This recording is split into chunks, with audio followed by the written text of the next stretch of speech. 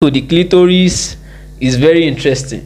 During sexual intercourse, is used to reach what do you call it, climax. Some females, the hymen would have been open, so even in the first penetration, there won't be any blood coming out. You say, okay, if you are menstruating, you tend to look, okay, I'm losing blood. Like, I just lose like 5 pints of blood because I just finished my period. Hi guys, welcome back to my YouTube channel. If you are seeing my face for the very first time, hi, my name is Ayomide. I'm a medical laboratory scientist. I film about lifestyle, career, self-development and every other good stuff. Please do it to subscribe to my channel. If you're a returning subscriber, hey loves, how are you doing? Thank you for always coming back. Thank you for always staying tuned. Thank you guys so much for the love on my previous video. So today, as you guys can tell, I'm not here alone again. I'm here with Mr. Hamza once again. We told you in the previous videos that we are going to come back with another fully loaded content. Okay, so if you are yet to see the previous video where we talk about sex education, I'm going to link it in the description box below, so you should watch that one before coming to watch this particular part. Okay, so with no further ado, we are going to jump right into today's topic. Mr. Hamza, what do you have for us today? Good day. It's a pleasure to be here. First of all, I would like to thank everyone for the comments, the review and all. We could actually see that people are really interested in this wonderful topic, and is very encouraging enough. So in a short note, today we are going to be talking about the female reproductive system. Starting from the female reproductive system, I would say is divided into two. So in the female reproductive system, one of the mistakes most people make is that when they talk about the most people think the entire female reproductive system is just talking about the vagina. When they say vagina, it means the whole female reproductive system, which is not.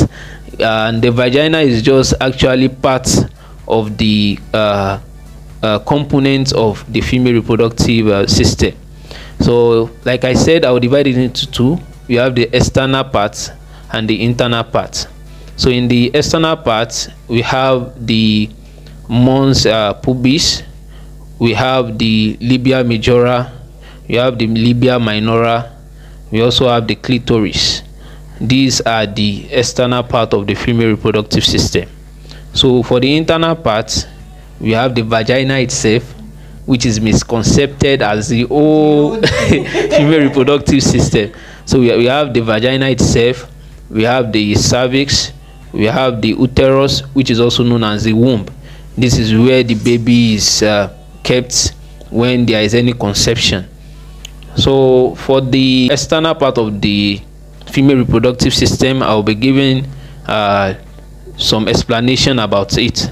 So we have the labia majora and the labia minora. These are part of the external part.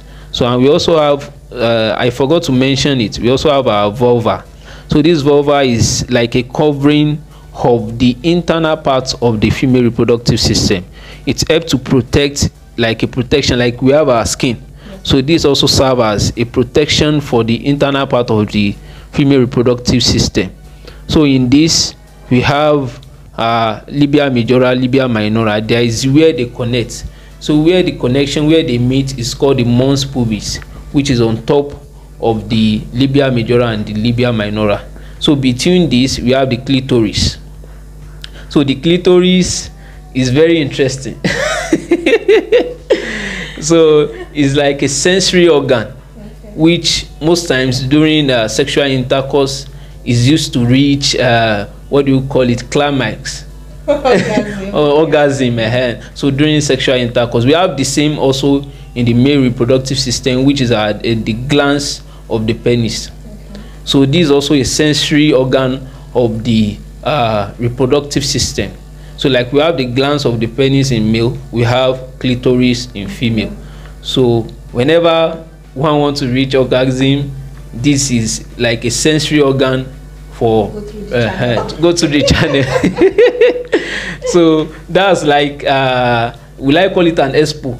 Yeah. For you guys. Okay, so I'm not telling you to do so, but that's the function of that particular the clitoris. We also have the vagina itself. This is like a muscular hollow tube where the it has majorly three functions.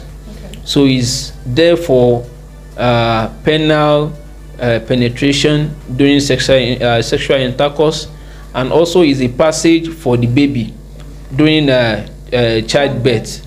So during childbirth or child delivery, this is where the baby will come out from.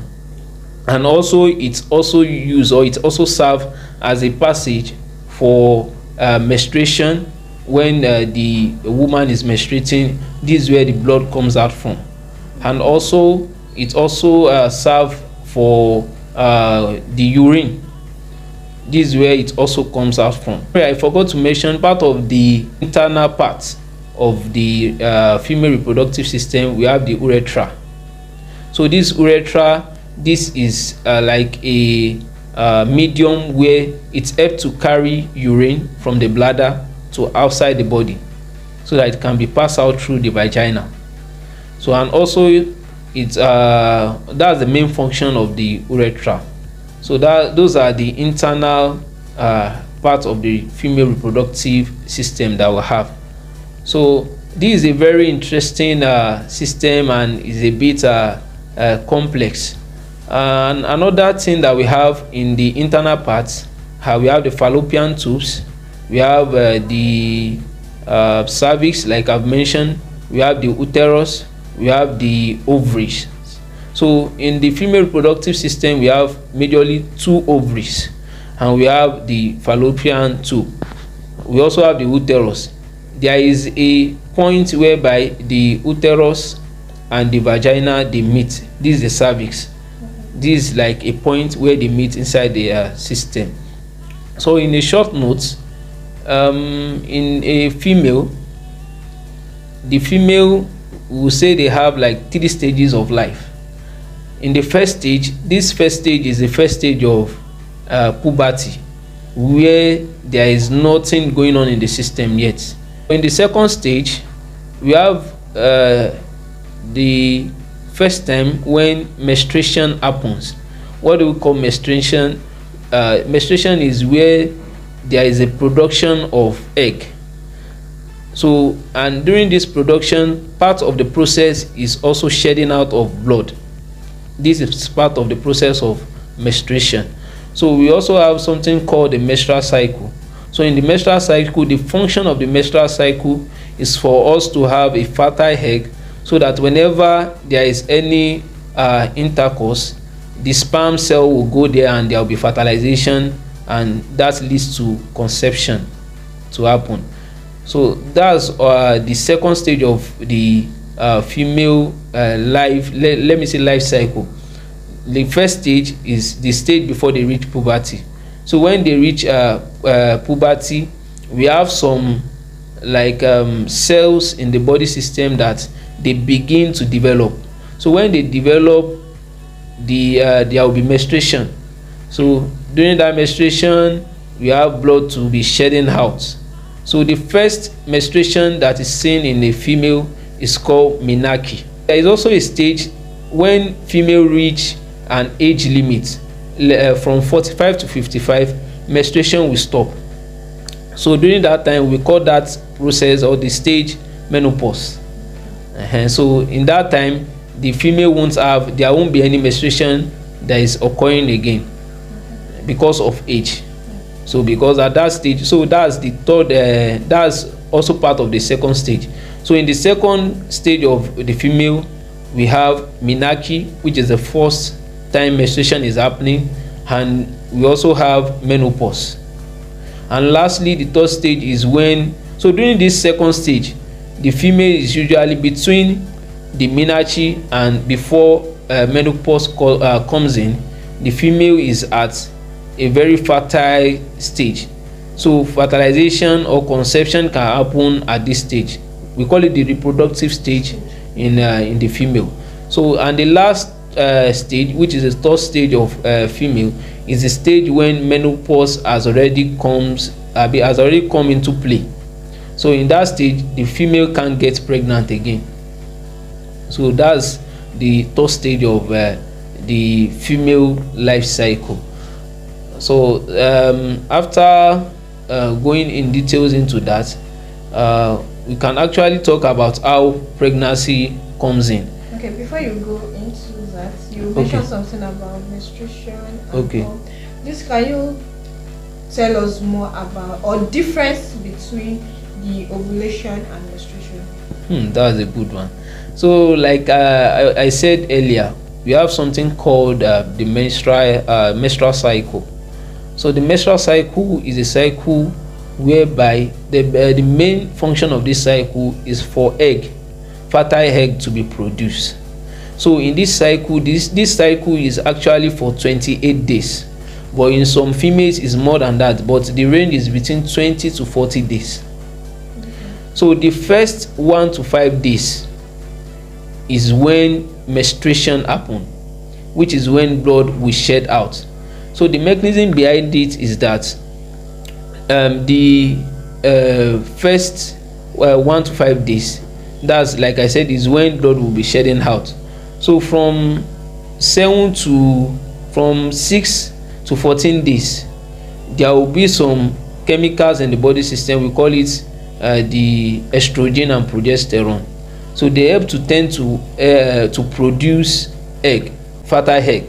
So, and you know, this fertile egg, when they are being produced by the ovary, so they will move to the fallopian tube, whether there is any sperm cell that can come together with it so that fertilization can happen. So when there is no sperm cell there, this egg will shed the endometrial layer of the uterus, which is the womb. So when they shed it, this will lead to blood coming out of the vagina, which lead to onset of menstruation. So that's majorly the difference between the two. We also have something called the hymen. So this hymen is like a soft tissue that covers a part of the vagina. So most times this soft tissue or this covering will break when there is penile penetration. So but in some ladies, it's not the same for some ladies, for everybody. So in some ladies, the hymen would have been open.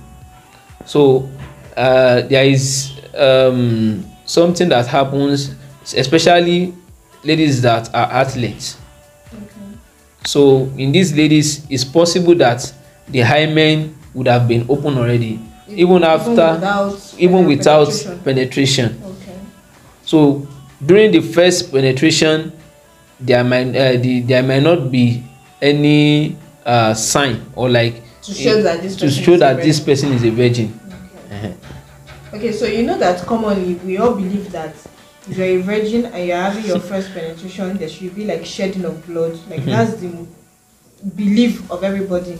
But there are some circumstances whereby you hear that, okay, this person is saying that she's a virgin, and after the normal penetration and all, there is no blood shedding, and people think maybe she was lying or something. Is there like anything to confirm that it is not blood shedding does not confirm breaking of hymen?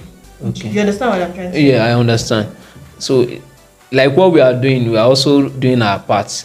So what we need to do is, because we have a lot of myths, propagandas around, so that we need to correct, and the way we can correct it is through advocacy.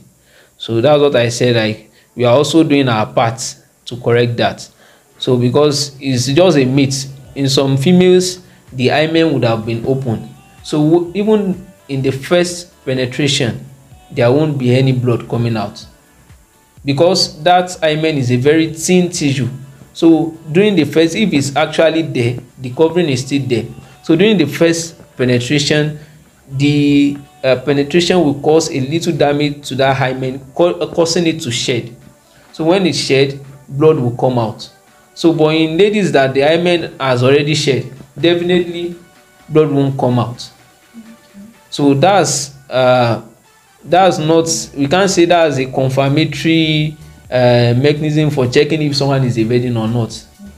So that's just it. And so you asked a very good question the other time about what's the difference between menstruation and ovulation. So in this, there is a way that you can calculate your ovulation period, because yeah, that is very, very important, because so many ladies do not know how to do this. I think it's better if we can like put it out there for people. Yeah, we'll put it. So there will be another content for that we'll use to explain that. Okay. So there is a way you can calculate your ovulation period. So we have, during that period, we have a period called the safe period. So during that time, the eggs are not yet they are not there, because they would have shed up. So most times how it is calculated is that you calculate days before you start your menstruation. So days before you start your menstruation is around the last period of the menstrual cycle. Like I said, the menstrual cycle is usually 28 days, but in some females is more than that. It's usually within 20 to 40 days. So like let's say day 27, 28, those times are still the safe period. Or days immediately after your menstruation, they are still the safe period. That's when there is even any sexual intercourse and the sperm cell gets into the female body system. So there is still there won't be any contraception. Okay, so like you're saying that few days after the menstruation and few days before the menstruation, those are like the safe period. Those are like the safe period. Okay. That there won't be any so we have contraception. More than 14 days that are not safe. Yes, exactly. Exactly. So most times when the egg are produced is from day 14 to day 20, let's say day 25. Okay. 14 upward. So but day 27, 28 is still very safe. Okay, before the menstruation. Okay. So it's still very safe. So during that time, you can have sexual intercourse and there won't be any contraception happen. That is going to happen. So and also in menstruation, we have something called premenstrual syndrome that most ladies face. So this usually is signed as a pointer that menstruation is coming. So during that time, the female experience headache, like a stress that is going to happen during that time. We call it slight body temperature, sore breast, and all of that. So this is called the premenstrual syndrome, or is also called premenstrual stress. So it's like a pointer. So after that happens, then the menstruation occurs. So there is this question that I want to ask about menstruation. You see, there is like people always, I don't know, I've heard it like a couple of times that people say, okay, if you are menstruating, you tend to look, okay, I'm losing blood, like my blood level is low, I can't do this, I can't do that. What do you have to, can you enlighten us about is it like some people will say, oh, I just lose like 5 pints of blood because I just finished my period. So there is always this myth about menstruation that you are losing a lot of blood. Does it have to relate with our blood PCV, like the packed cell volume, or is it really plenty blood? Okay. Actually, even as for me, that's what I thought earlier. That when a lady is menstruating, you are losing like 5 pounds,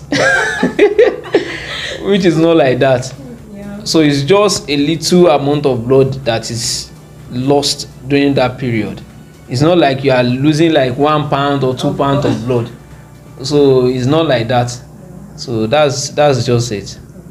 From the explanation that you gave us, you tend to let us understand that the vagina is different from the vulva, the labia majora, and all that, because majority of people out there actually think that this external thing is what is called the vagina. And there is always this saying that you should leave your vagina to clean by itself. So I want you to like enlighten us because enlighten the people that maybe you should lay emphasis on the fact that the vagina can clean itself is the internal part and it's doing its own job, and the vulva outside and the labia majora and everything, that's the external part that we can say okay, you can clean for a while, because there is always this misconception about okay, this is vagina. Some people go ahead with using soap and those things to wash it.